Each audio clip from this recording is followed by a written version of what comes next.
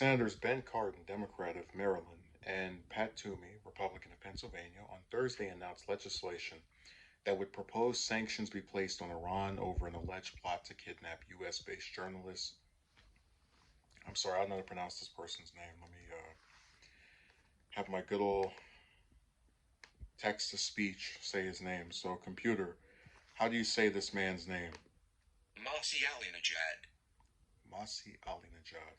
In a news conference, both senators said their legislation would seek to hold Iran accountable for a plot to kidnap Alinejad. They also said it would help prevent any other attempted kidnapping on U.S. soil by foreign adversaries. If you dare to attempt to come to our nation and kidnap an American citizen, there will be dire consequences, Cardin said at the news conference. I'm sure they're really shaking their boots. The lawmakers added they will do everything possible to have the bill passed and sent to the desk of President Biden to sign it into law.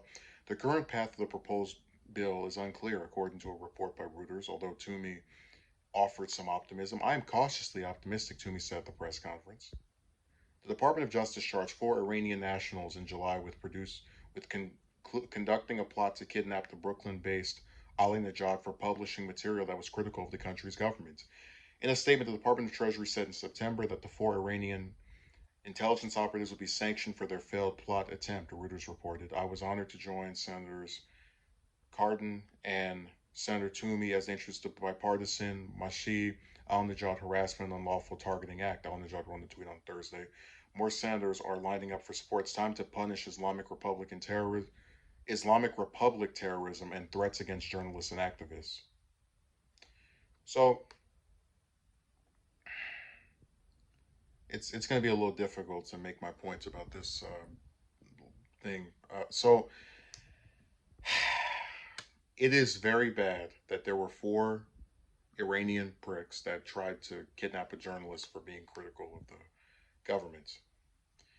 But at a time where the U.S. is attempting to repair its relationship with Iran, at the very least enough to get them back in the Iran nuclear deal, I think putting sanctions on the country is a mistake.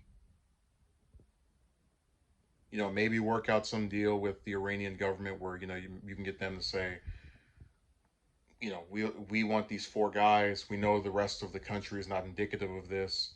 Um, it's when you target the country, right, and you stick more sanctions on it, and you add that on top of what we want for the Joint Comprehensive Plan of Action. I think it's just going to cause them to say, well, you guys are trying to make us adhere to a deal that we were adhering to before you pulled out, right under Trump, and you're also going to punish us for what four people did or tried to do. So, to hell with you. And I don't think they'd be wrong for, being sick of us at that point. And it sucks because I think you can give punishment to these people without sticking sanctions on the country they hail from.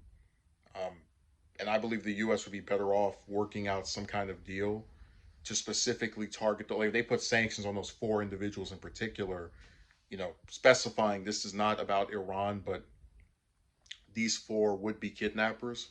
I'd be more in favor of that, but I just don't think they would have the what's the way of saying it, the willingness to specify that it's only targeting those four, that those are the ones they're actually after. I think they would just lump everyone in Iran altogether.